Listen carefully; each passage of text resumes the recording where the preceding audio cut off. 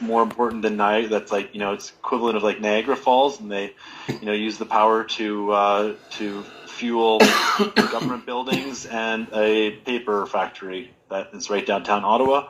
And I know there's a lot of people, and they've desecrated a sacred site in doing that as well. So, want to talk about like, domination, desecration. That's old, but these are some of the underlying kind of issues that Ottawa has with it. But at the same time, it is also, it is our federal capital. It is where decisions are getting made, and it is where, general representatives of Canada come together to discuss the future of Canada. And right now, thanks to Pat King and, thousands of other organizers and people who have been influential in making this all happen, like, we're seeing Canada being lit up with possibility, and this is vibrating out all around the world too, where we're seeing others view like, wow, this is a really powerful, tactic towards bringing people together. And like I mentioned, the high vibration. Behind me, I've got a picture of like, the Cup Unity 2022 street hockey game that's taken place on Wellington Street. And then I saw some videos of like the party going on, like, outside the Hill. And it really kind of reminds me a little bit of Burning Man, which is an unbelievable experience of unity. And I think a lot of those principles are being applied here. With all the gifting that's taking place, the radical inclusion, like it's not like as much as it gets painted by, the actors on the other side, to try and smear this and dismiss this as like something that it isn't.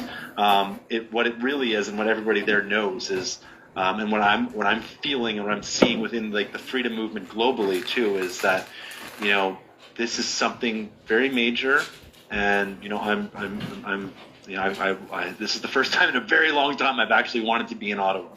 That's awesome. Funny. Well, I want to just address this, Kyle. You're absolutely right. This is the vibes that we're going. It's like a giant tailgate party that Ottawa's been needing for a while. But you see, the last time I was here, and I just want to dive right into it. I've been a thorn in your brother's side for a very long time, and it isn't because I don't like him. It's because of the fact that what he's been doing to our people and doing to Canada in general, it's just not allowed when we look at what's happening. So you said something really important the other night that hit home to me, and I know it to be true. And you said, whatever they have on you, Justin, you need to address that. And I'm just curious, and I know we can get into deeper, darker, weirder things, but what do you think your brother's reasoning is to be doing this to the Canadian people and tarnishing our cultural ways and who we are as Canadians? What is the drive that is his reasoning for all of this? What do you think? Right. Well, I mean, I'm going to start by saying, like, Justin is, the leader of the Liberal Party, and everything that's coming out of his mouth right now is written. All of his tweets are being produced by a team. All of his statements, he is the face and like, the lead spokesperson for the Canadian government, but the policy and the initiatives that are driving it and that are driving his this narrative that he continues to push, which in my opinion is decidedly anti-Canadian and anti-freedom, is like coming down from the higher ups, from groups like the World Economic Forum, like the Council on Foreign Relations, like Bilderberg, etc.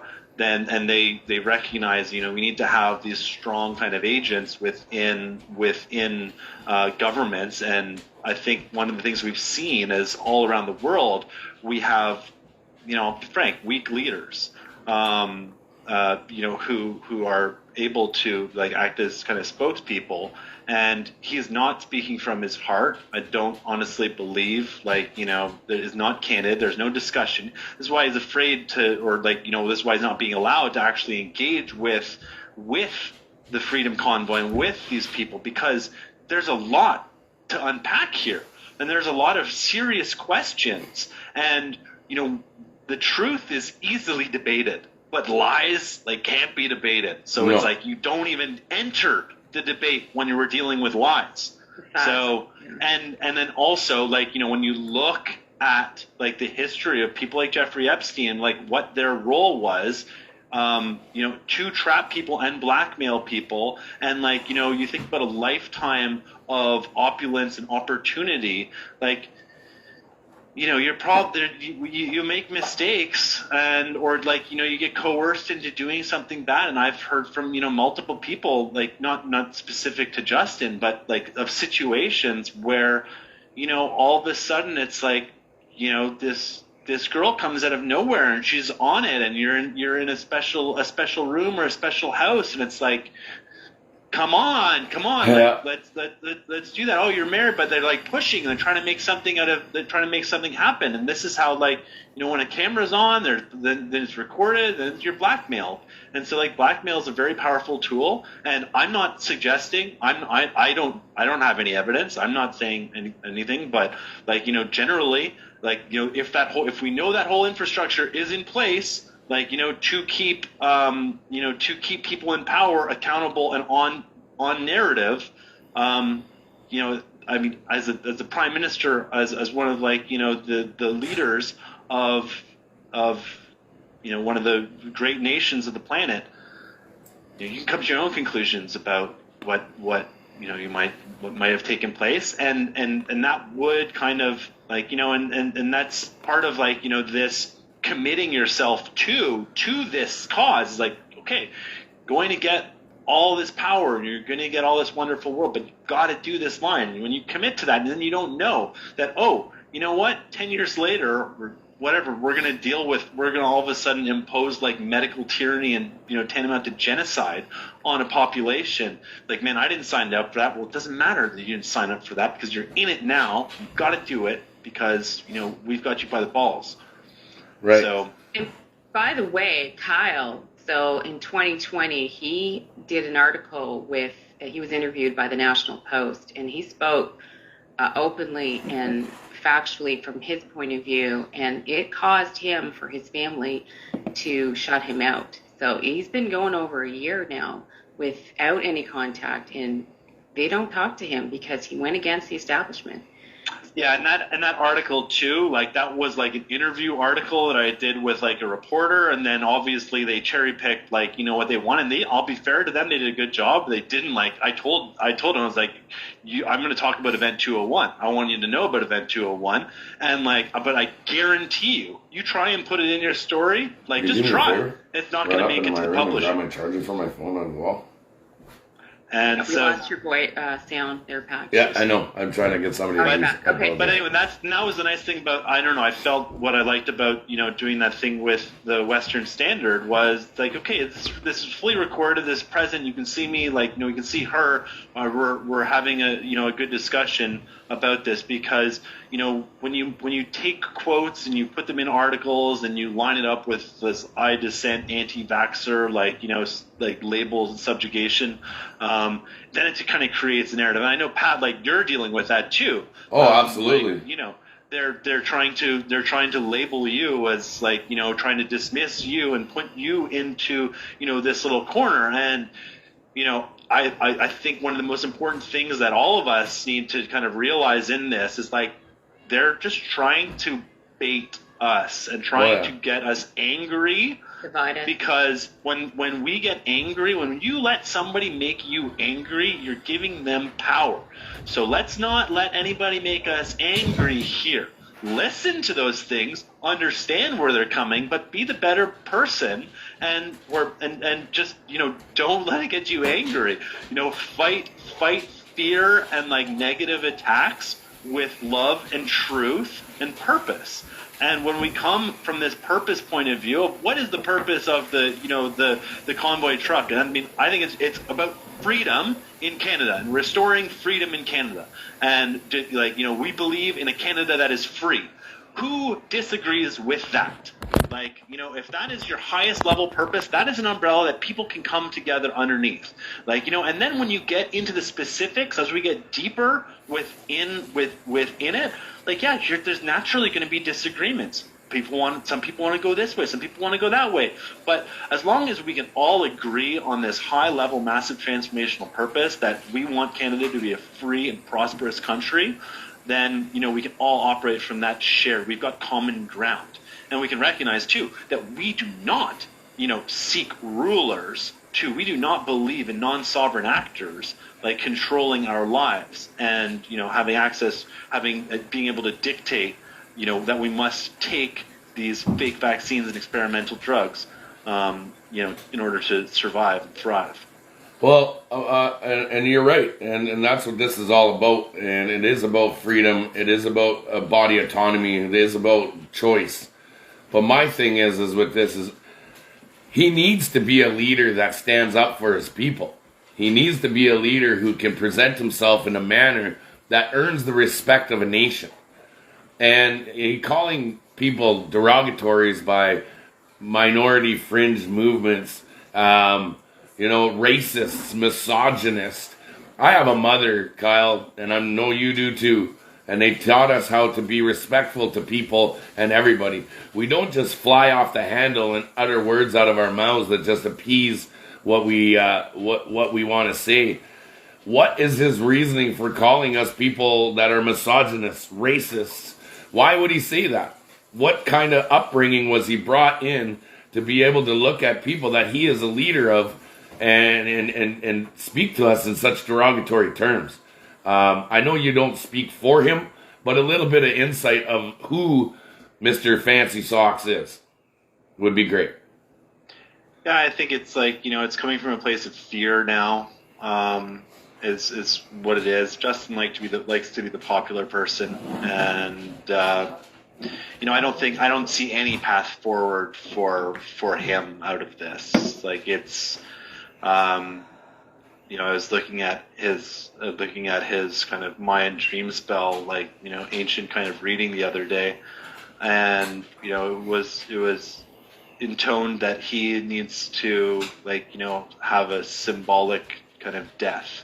It doesn't mean actually dying, but in his life there needs to be this big symbolic death. And I feel like right now this is his opportunity to die this symbolic kind of death from a political career point of view, and step out. He's lost the confidence of the people, and if he continues to go down this path, it's just going to get gnarlier and gnarlier.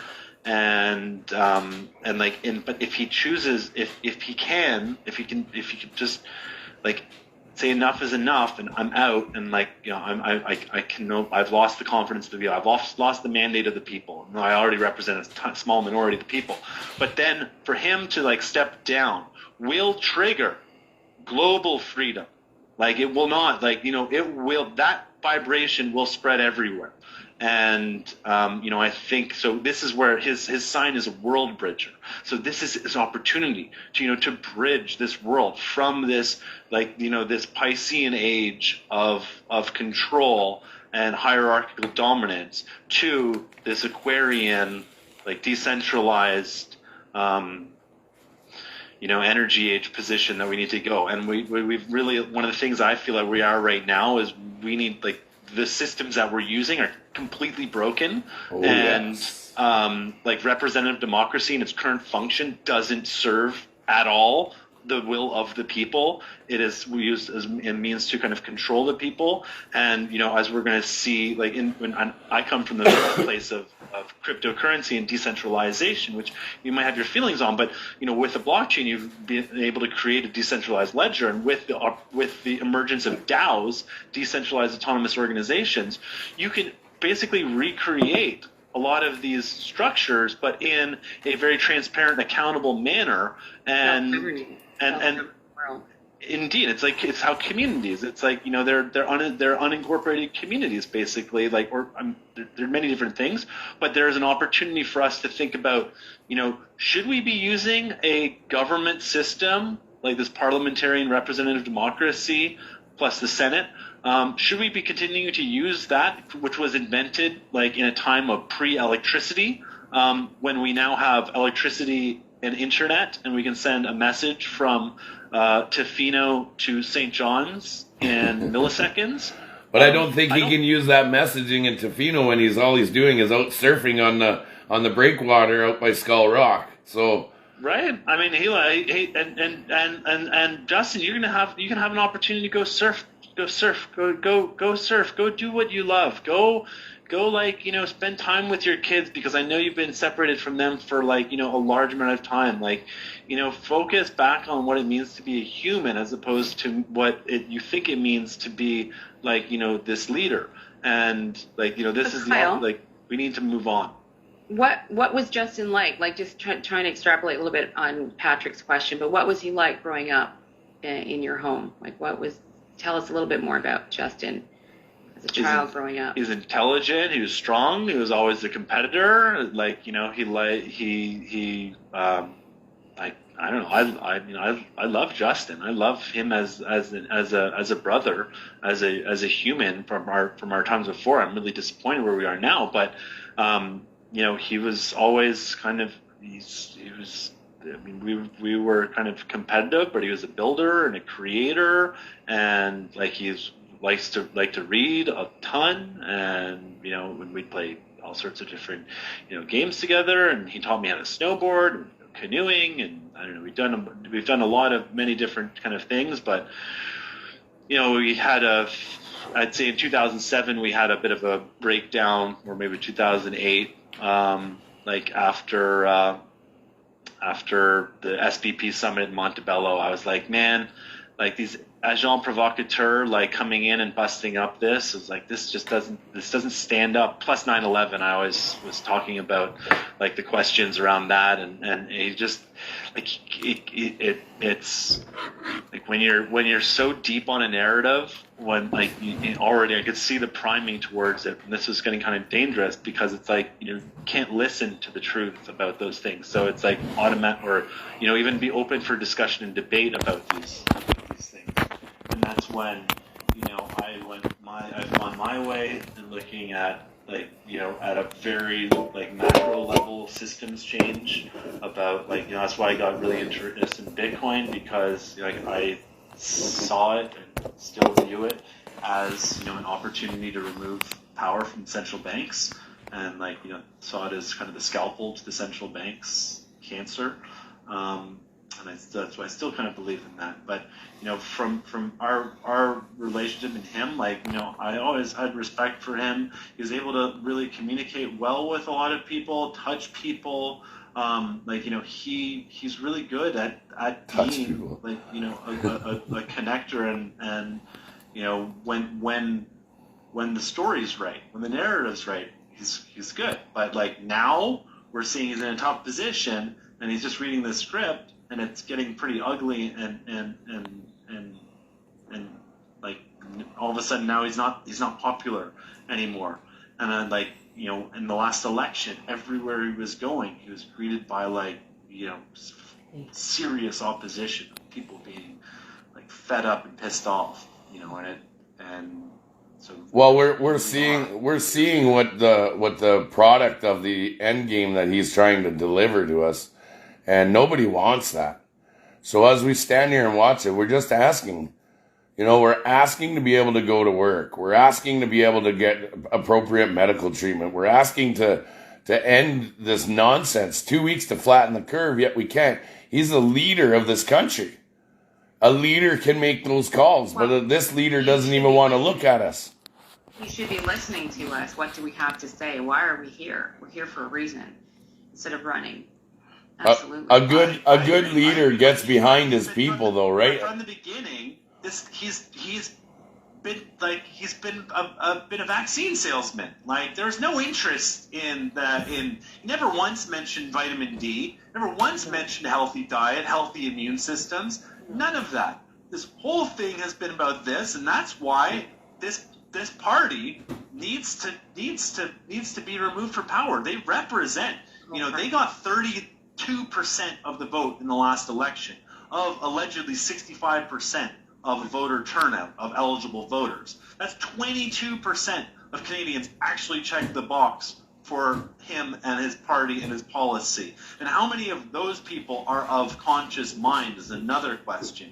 So, I think it's time. We're getting to the time now, and we're seeing this energy. And I think one of the wins that we're seeing is the controlled opposition in Aaron O'Toole. So that wasn't going to happen. That would not have happened without the convoy. That just wouldn't have happened at this moment. It would happen at some point. But that's a step in that, because who's the party of there's no representation whatsoever. There was no representation. And there's some conservative MPs inside the House, but there's very little representation of the voices and the hearts of a unified Canada who believe in freedom. And so I feel like that's changing. Amina, I got a couple, and Kyle, I just want to apologize first and foremost. I have a lot of dirt on your brother, and I'm an investigative journalist, and I caught a couple things, and my request right now is, I told him to come. My request right now is, can you get a message to your brother? Can you get to him? I asked her to come. Can you get a message to him it is in his best interest to come and meet with the groups and the organizations that are here in Ottawa to allow us to have a voice with him. I understand he doesn't want to go into public. I understand he feels like there's a threat. I get that. I'd be scared shitless too. But at the same time, I think it's in his best interest as a leader of this country to sit down and meet with these organizers and understand that there is some conversations that need to be held. They can come in, eh? Why? Oh. A message from me, personally saying that, is I can send a message, but I think we need to publicly state this message as we're sending it right now of rallying creating that cataclysm, because this is a public unified thing. We want and if it's not showing up to the front of Parliament Hill for it, it's we want to we need to identify what is this ideal outcome that you want here, which is to meet with the organizers, to meet with him. Is it closed doors, off camera? Is it going to be recorded? Do we want it to be how long? What are the topics that are going to cover? And creating that safe space, maybe in a private zone. But yes, I wish I could tell you, Pat, that I can say jump and he'll jump, but that's not me. I'm on the outside, but I know that he absolutely has to. He must meet with you, or people must meet with you. To continue these discussions. Well, we ain't going anywhere. I can tell you that much. Right? We've all made an oath to each other that we are not leaving until he shows his face. Well, and more than just him showing his face, if he shows up, you're just going to leave? No. No, when we say show his face, meaning he sits at the table. Sit at the table. Sit at the table. Show up to work. Exactly. Show up to Parliament Hill. Show your face anywhere. To be open for discussion. You can't hide. Does not need to be quarantined. We can't hide. We can't hide. And if it's and if you're not willing to do that, then I've got a message from some people being we've got a place for him to exile. I was okay. Right. That's if you want to do that, if you need to get out, or you're gonna leave, but we're not gonna deal with a hologram of you, speaking virtually, because we are also in a crazy age where you can basically have holograms representing people. We don't even know if we can't actually see you in person. We don't even really know with the sophistication of technology that you're a real that is a real person talking on the other end. True story. I agree. I don't realize that. So Pat, what I just want to I want to just step in and just say congratulations today. You had a ceremony and the tribal people gave you a pipe, and that is amazing. Well done. You really deserve it. I've now officially become a ceremonial pipe carrier. That's awesome. Wow, that's amazing. I mean, that's not given lightly. No. Like that is recognition, which is important. Like, we need to recognize and appreciate and celebrate, all the things that we've done.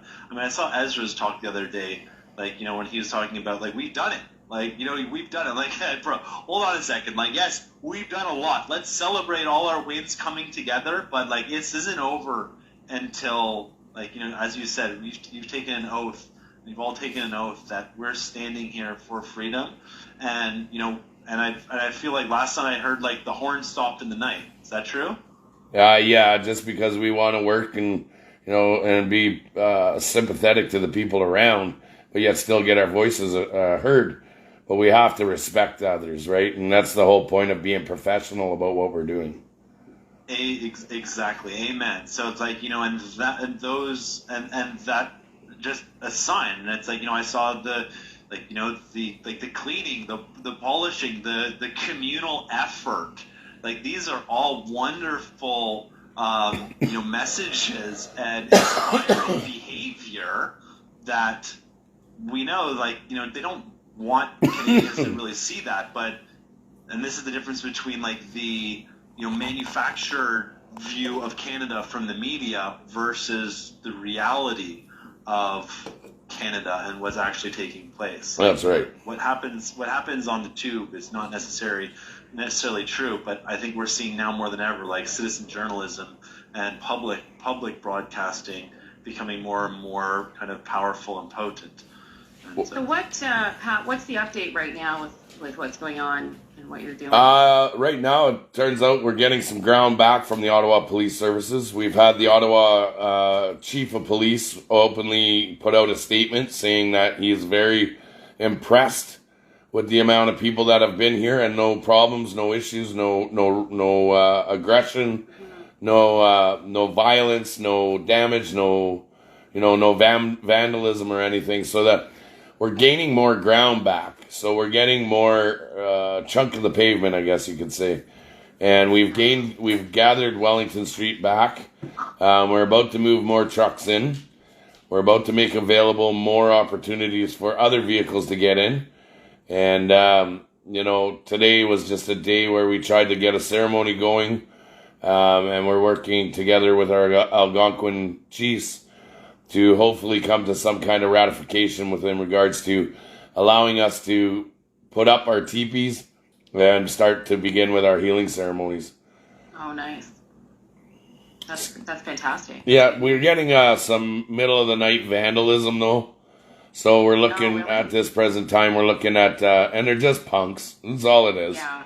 And we're just looking at formulating security for the next couple hours, like for the next nights, all the nights that we're out there, so our drivers can have some peace of mind. So security details are being put up, and mainly just a big tailgate party again, having a good time, dancing in the streets, and just having fun, playing some hockey, like Kyle's picture in the background. Yeah, I think we've got. Friday night, remember, like in the old days when you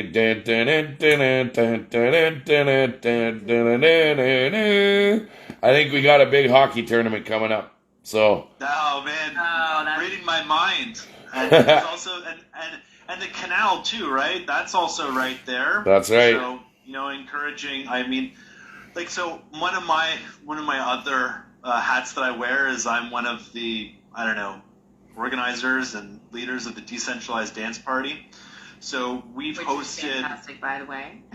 We've hosted giant dance parties all around the world in public spaces, and we use FM transmitters. So we have an FM transmitter that then broadcasts out, so everybody's sound systems are all synced up. Oh, nice. It's a very powerful tool.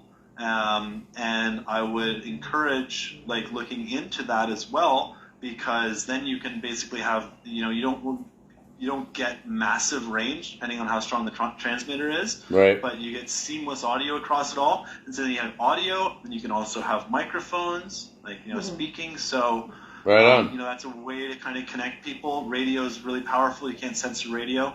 I mean, you can jam it, but then you're jamming all radio. I don't think they'll do that. Yeah, it's really awesome. I've experienced that with Kyle. That's how I know Kyle in the blockchain space. So it's a very powerful tool, a powerful event. And we get dressed up. And the recording has stopped. I have 1 minute, less than 1 minute left on this. We can rejoin or send the new link. Or we can go on... Same link. You can just click back on the link and come right back on. I just have somebody here right now that I have to address. I've got one of the First Nations daughters here. Then I'll close this up then. Okay. Is that good? Yeah. Okay. Well, let's keep going. Yeah, I want to come back in. I'll come back in 2 minutes. Give me 2 minutes. Then what we'll do is we'll just... Okay, guys. So that's Kyle Kemper. We're going to redo this video, and then the final one will be out. But I want you guys to see that we're doing an interview right now with Kyle Kemper. And I want to get a little bit more nitty-gritty on this, just kind of gently getting a feel for him. But I have to go address somebody that just came to the door. So I'll be right back, guys.